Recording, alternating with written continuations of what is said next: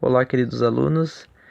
Este vídeo é sobre respiração celular, que é o processo de produção de energia realizado por todos os seres vivos a partir de substâncias orgânicas. A respiração celular ela pode ser dividida em aeróbia e anaeróbia.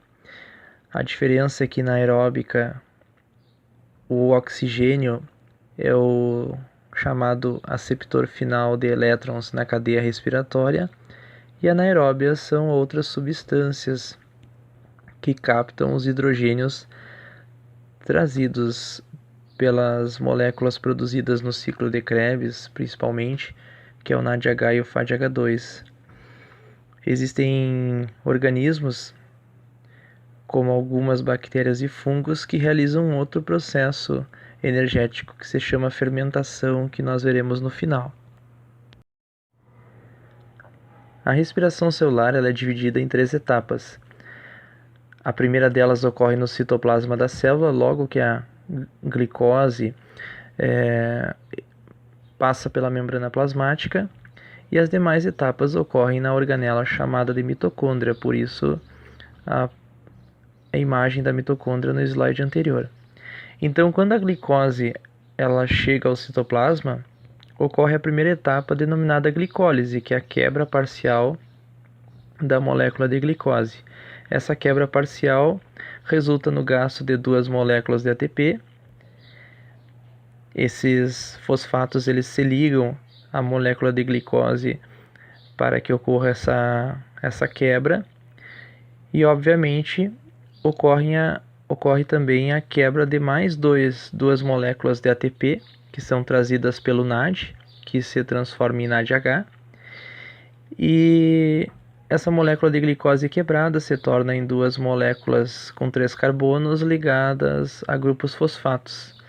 Esses grupos fosfatos eles são desmembrados dessa molécula com 3 carbonos, formando num primeiro momento 2 ATPs, e no segundo momento mais 2 ATPs. Desse processo resultam 2 moléculas com 3 carbonos, que são conhecidas como ácido pirúvico ou piruvato.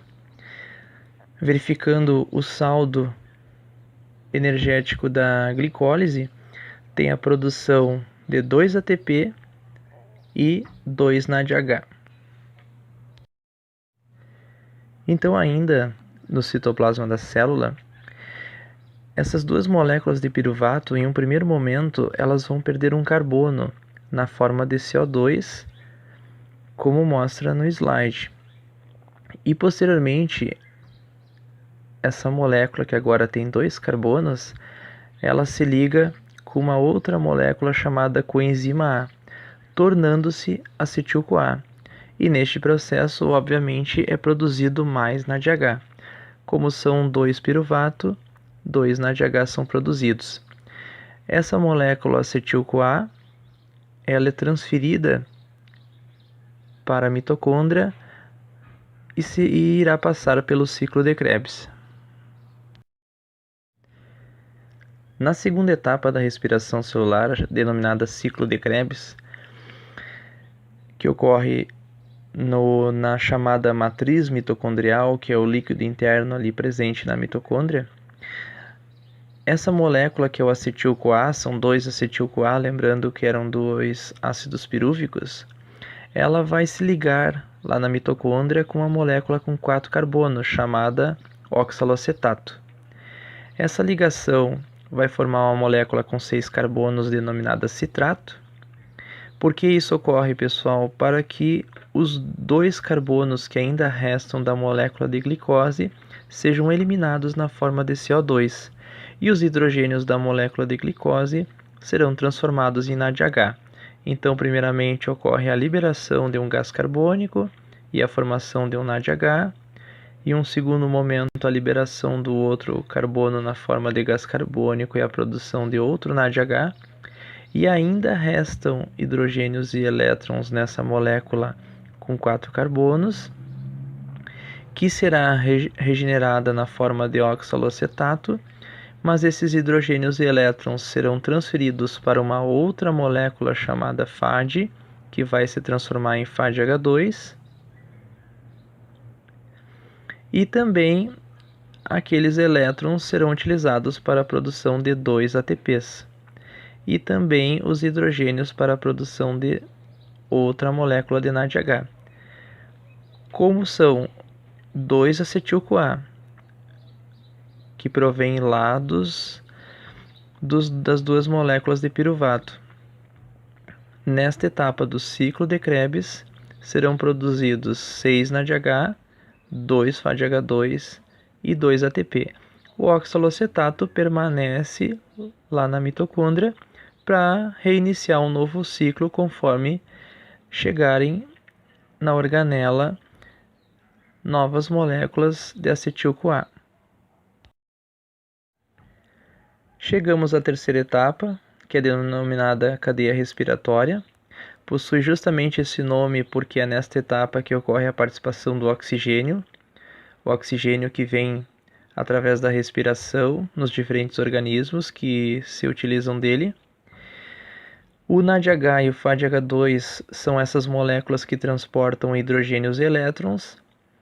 Por causa da reatividade do oxigênio, eles acabam liberando esses hidrogênios e elétrons. Os hidrogênios ficam concentrados na membrana interna da mitocôndria, que é denominada de crista, e os elétrons são atraídos pelo oxigênio. Durante a passagem desses elétrons por essas proteínas em formato de tubo, proteínas que atravessam a crista mitocondrial, essas proteínas se abrem e os íons hidrogênios são bombeados para fora. E essa atração de hidrogênios e elétrons, obviamente, produz moléculas de água. Obviamente, como são moléculas de O2, cada molécula de O2 vai produzir uma molécula de água. Esses hidrogênios que são bombeados para fora, perceba no slide que eles aumentaram a concentração na parte externa da crista mitocondrial. Então, eles acabam voltando para a parte interna e, ao voltarem, eles passam pela enzima ATP sintase, que gira, e nesse giro ela une ADP mais fosfato inorgânico, produzindo o ATP. Esse NAD e esse FAD retornam para o ciclo de Krebs para captarem mais hidrogênios e elétrons vindos de novas moléculas de acetil-CoA. O processo de fermentação, como dito anteriormente, é realizado por algumas bactérias, fungos e também células animais que vivem em pouca disponibilidade de oxigênio ou até mesmo na ausência dele no caso de algumas bactérias. Quando a glicose entra na célula, ela passa pelo processo de glicólise, produzindo 2 ATP e 2 NADH. E isso irá produzir 2 piruvatos ou ácido pirúvico. Só que vocês imaginem, se não tem oxigênio, não vai ocorrer a cadeia respiratória. Se não ocorre a cadeia respiratória, as moléculas de NADH e FADH2 não podem liberar seus hidrogênios e elétrons. Se eles não liberam seus hidrogênios e elétrons, eles não podem retornar ao ciclo de Krebs. Então, na ausência de oxigênio, interrompe a cadeia respiratória, interrompe o ciclo de Krebs e, consequentemente, o metabolismo da célula diminui pela falta de ATP. Então, esses organismos e as nossas células, em alguns momentos, possuem o mecanismo da fermentação, que é o quê? Restaurar o estoque de NAD para que não seja interrompido o processo de glicólise. Compreendam bem, a glicólise não é uma etapa da fermentação, nem a fermentação é uma etapa da glicólise. A glicólise sempre ocorre na célula enquanto ali estiver a glicose no citoplasma. Mas se a célula, se o organismo, se a bactéria e o fungo não possuem condições de realizar ciclo de Krebs e cadeia respiratória, vai ocorrer a fermentação. Ela pode ser de 4 tipos, aqui veremos 2. A liberação de uma molécula de gás carbônico. O ácido pirúvico perde um carbono na forma de gás carbônico e se transforma numa molécula com 2 carbonos e 4 hidrogênios e um oxigênio. E esse NADH que foi produzido vai liberar os seus hidrogênios e elétrons para esta molécula de 2 carbonos e ela se tornará o etanol, que é um álcool.